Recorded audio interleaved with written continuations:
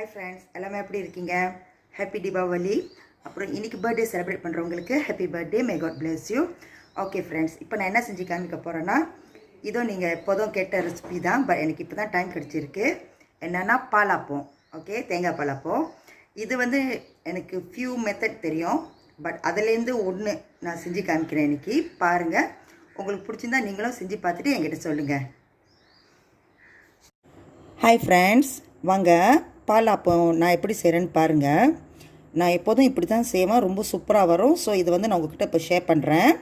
First நான் என்ன பண்ணேன், ஒரு கப் பச்சரிசி, இதை பாருங்க பச்சரிசி இருக்குங்க. ஒரு கப் பச்சரிசியை வந்து நல்லா கழுவிட்டு அது கூடயே ½ டேபிள் ஸ்பூன் சோயாபீன். இது அப்போ வந்து ஒரு 10-15 சோயாபீன் இருக்கும் அந்த பீன்ஸு. ஸோ அந்த பச்சரிசி கூடயே அந்த சோயாபீனை வந்து கழுவிட்டு 5 hours தண்ணியில் ஊற வச்சுட்டு இப்போ வெடிச்சிட்டு வச்சுருக்கேன். இப்போ நம்ம வந்து பிளெண்ட் பண்ண போகிறோம், ஓகேங்களா. ஸோ அந்த பச்சரிசி கூட நான் வந்து 1 கப் குக் ரைஸ், இது வந்து நேற்று வச்ச சோறு, ஓகேங்களா. அப்போ வந்து நீங்கள் வந்து குக் ரைஸ் இந்த மாதிரி யூஸ் பண்ணுறதா இருந்தால் என்கிட்ட கேட்டிங்கன்னா நேற்று சோறாக இருந்துச்சுன்னா பெட்டர், இல்லாட்டி காலையில் ஆக்கின சோறாக இருக்கணும். சோறு வந்து நல்லா ஆறி போயிருக்கணும், ஓகேங்களா. அதுவும் 1 கப். அப்புறம் தயிர், யோகட் வந்து 3 டேபிள் ஸ்பூன் போட்டிருக்கேன். அப்புறம் கொக்கனட், ஃப்ரெஷ் கொக்கனட் 1 கப், ஓகேங்களா. ஸோ இது எல்லாமே இப்போ வந்து நம்ம நல்லா பிளெண்ட் பண்ணணும். இது பிளெண்ட் பண்ணுறதுக்கு நான் என்ன யூஸ் பண்ணுவேன்னு காமிக்கிறேன். இது வந்து நான் தேங்காய் வாங்கினேன்ல, அந்த தேங்காய் வாங்கும் போது தேங்காயில் இருக்கிற தண்ணி, ஓகேங்களா. அந்த தண்ணி கூட நான் என்ன பண்ணேன், கொஞ்சம் கொக்கனட்,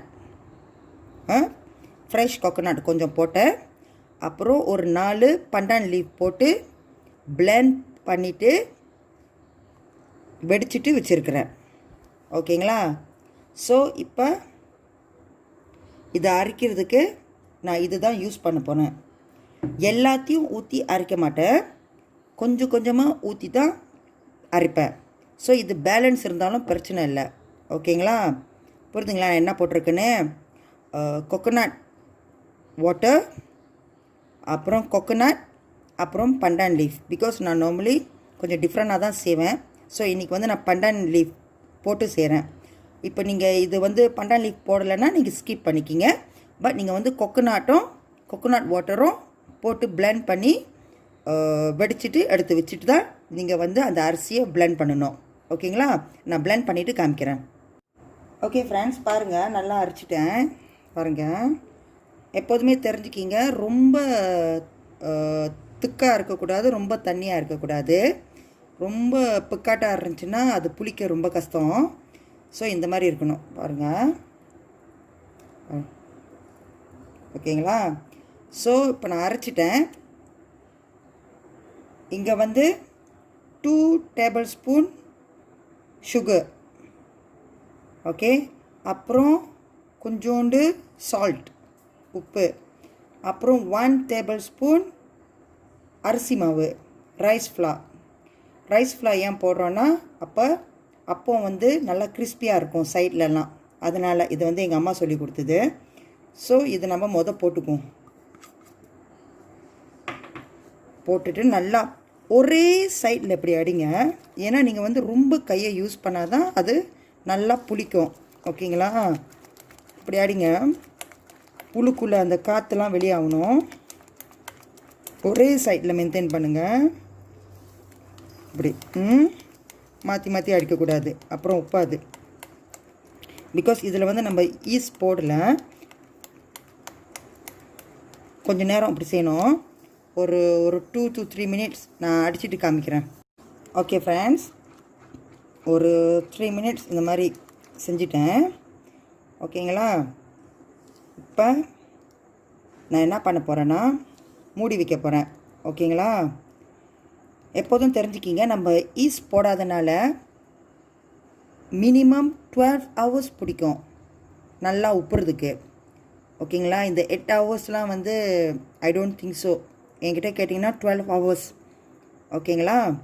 ஸோ உங்களுக்கு வந்து ஒரு டவுட்டாக இருந்துச்சுன்னா இது உப்பமா உப்பாதான்னு உங்களுக்கு டவுட்டாக இருந்துச்சுன்னா நீங்கள் என்ன பண்ணுங்கள், இந்த மாதிரி ஒரு பானையில் ஊற்றி இந்த மாதிரி கிண்டிட்டிங்களே, அதுக்கப்புறம் மூடி வச்சுருங்க.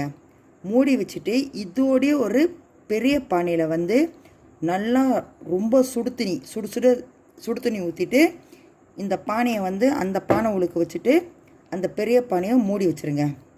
ஓகேங்களா? அதுக்கப்புறம் ஒரு 8 ஹவர் 9 ஹவர் கழித்து திறந்து பார்த்தீங்கன்னா 100% அது உப்பிடும். பிகாஸ் உப்புறதுக்கு வந்து புளிக்கிறதுக்கு வந்து சூடான இடம் தேவைப்படும். ஓகேங்களா? சில பேர் என்ன பண்ணுவாங்க, அவன் இருக்குல்ல, அவனில் வந்து வெறியும் லைட்டை திறந்து விட்டுட்டு இந்த பானையை மூடி வச்சுருவாங்க உள்ள. ஓகேங்களா? அப்புறம் தூங்கிட வேண்டியதான். நம்ம காலையில் வந்து போய் பார்த்தீங்கன்னா அது வந்து புளிச்சிருக்கும், உப்பி இருக்கும். ஓகேங்களா? பட் எனக்கு தெரியும் இது 100% நல்லா வரும்னு. ஸோ நான் நினைக்கிறேன், நானும் வந்து இன்றைக்கி வந்து ஒரு பெரிய பானையில் சுடு தண்ணியில் இந்த சின்ன பானையை மூடி வைக்க போகிறேன். ஓகேங்களா? அப்படி வச்சிங்கன்னா கன்ஃபார்மாக உப்பிடும், நல்லா புளிச்சிரும். ஸோ 12 ஹவர்ஸ் கழித்து நம்ம மீட் பண்ணுவோம். இப்போ ராத்திரி இங்கே, நாளைக்கு காலையில் தான் நான் செய்ய போகிறேன். காலையில் செய்யும் போது நான் உங்களுக்கு திறந்து காமிக்கிறேன் எப்படி இருக்குன்னு. ஓகேங்களா? ஓகே ஃப்ரெண்ட்ஸ், 12 ஹவர்ஸ் ஆச்சு. பார்ப்போம் எப்படி இருக்குன்னு. நான் இப்படி தான் வச்சுருந்தேன் பாருங்கள். சுடு தண்ணி ஊற்றி அதுக்குள்ளார தான் இந்த பானையை வச்சுருந்தேன்.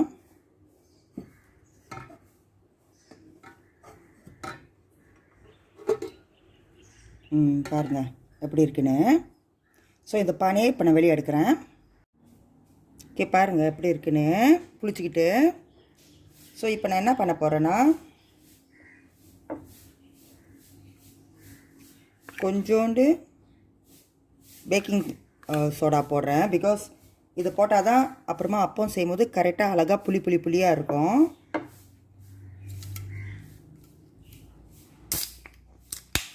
ஸோ இதை வந்து நல்லா கரெக்டான பதத்துக்கு வர்றதுக்கு நான் வந்து சோடா வாட்டர் ஊற்றுறோம் கொஞ்சம்.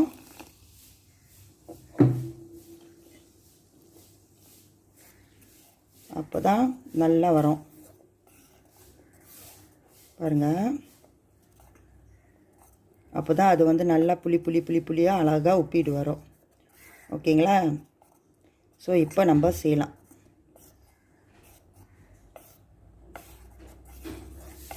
ஓகே, கரைச்சாச்சு. கீழே வரைக்கும் அழகாக கரைச்சிக்கணும் அப்படி. ஓகே, இப்போ நம்ம செய்யலாம். ஓகே ஃப்ரெண்ட்ஸ், பாருங்கள், இந்த அப்போட பேன் வச்சுட்டேன். கேஸை நான் ஒன்றும் திறக்கலை. கிச்சன் டிஷ்யூ எடுத்து கொஞ்சம் எண்ணெய் பூசிட்டு இந்த மாதிரி அழகாக லைட்டாக தடவிக்குவேன் இந்த மாதிரி. ஓகேங்களா? இப்போ தான் கேஸை ஆன் பண்ண போகிறேன். ஓகே, பேன் வந்து சூடாயிருச்சு. ஸோ நான் நார்மலி வந்து ஸ்டவ் மேலேயே வச்சுட்டு நான் ஊற்ற மாட்டேன். எடுத்துகிட்டு தான் ஊற்றிட்டு திருப்பி வைப்பேன். நான் காமிக்கிறேன் பாருங்கள். ஊற்றிட்டு ஒரு சுற்றிட்டு வச்சுட்டேன். இப்போ மூடி வச்சிட வேண்டியதுதான். லோ ஃப்ளேமில் தான் நான் வைக்கிறேன். ஓகேங்களா? லோ டு மீடியம் கொஞ்சம் கூட, அவ்வளோதான். ஓகே, வேகட்டும், நான் காமிக்கிறேன்.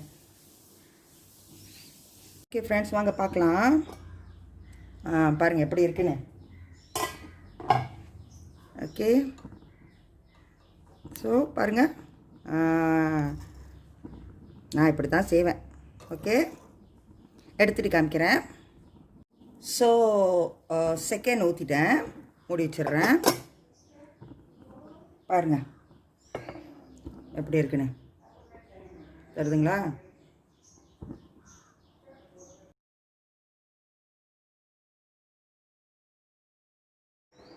ஹாய் ஃப்ரெண்ட்ஸ், பாருங்கள். இல்லைங்க, பால் எடுத்து கீழே வச்சுருவோம். ஓகேங்களா? இது வந்து பாதி தான் இருக்குது, நான் சாப்பிட்டேன். ஓகேங்களா? இப்படி தான் நான் செய்வேன். ஸோ எங்கள் வீட்டில் எப்போதுமே ஒரு 2-3 ஸ்டைலில் நாங்கள் செஞ்சு பார்ப்போம். இது வந்து one of the method. So next time வந்து நான் வந்து ஃப்ரீயாக இருக்கும்போது ஒன்றும் ஈஸியான மெத்தட் நான் செஞ்சு காமிக்கிறேன். சரிங்களா? பட் என்ன ஒன்றுன்னா, நான் வந்து பண்டான் லீஃப் போட்டு செஞ்சுருக்கிறேன். ஸோ ஒன்றும் அந்த பண்டானோட ஃப்ளேவர் வாசம் இன்னும் நல்லா தூக்கலாக இருக்கும். அண்ட் பண்டானும் கொக்கனட்டும் எப்போதுமே ஒரு நல்ல ஒரு காம்பினேஷன். ஸோ சூப்பரான ஒரு பால் அப்பம் இது. கண்டிப்பாக ட்ரை பண்ணி பாருங்கள். ஓகேங்களா? ரொம்ப சூப்பராக இருக்கும். ட்ரை பண்ணி பார்ப்போமா சாப்பிட்டு? சரி, நான் சாப்பிட்டுட்டேன். பட் திருப்பியும் பாருங்கள் எப்படி இருக்கு சரிங்களா?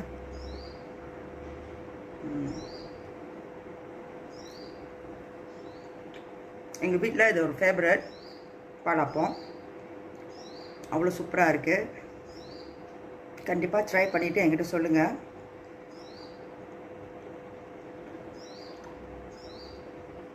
ரொம்ப பேர் கோழிக்கறி அப்புறம் சொதி அது கூடலாம் சாப்பிடுவாங்க. பட் நாங்கள் வந்து நார்மலி தேங்காய் பால் கூட தான் சாப்பிடுவோம், ஏன்னா பிரேக்ஃபாஸ்ட்னால. ஸோ கண்டிப்பாக ட்ரை பண்ணிவிட்டு என்கிட்ட சொல்லுங்கள். அப்புறம் யார் யார் ஏற்கனவே என் சேனலை சப்ஸ்கிரைப் பண்ணி சப்போர்ட் பண்ணுறீங்களோ ரொம்ப தேங்க்ஸ். இதுக்கப்புறம் சப்ஸ்கிரைப் பண்ணி சப்போர்ட் பண்ண போகிறவங்களுக்கும் ரொம்ப தேங்க்ஸ். ப்ளீஸ் என்னோடய லிங்க்கை கொஞ்சம் ஷேர் பண்ணி ஃப்ரெண்ட்ஸ் கிட்டலாம் கொஞ்சம் சப்ஸ்கிரைப் பண்ணி சப்போர்ட் பண்ண சொல்லுங்கள். பிகாஸ் எனக்கு எப்போதுமே உங்கள் சப்போர்ட் தேவைப்படுது. அண்ட் அட்வர்டைஸ்மெண்ட்டை ஸ்கிப் பண்ணாமல் பாருங்கள். தேங்க்யூ.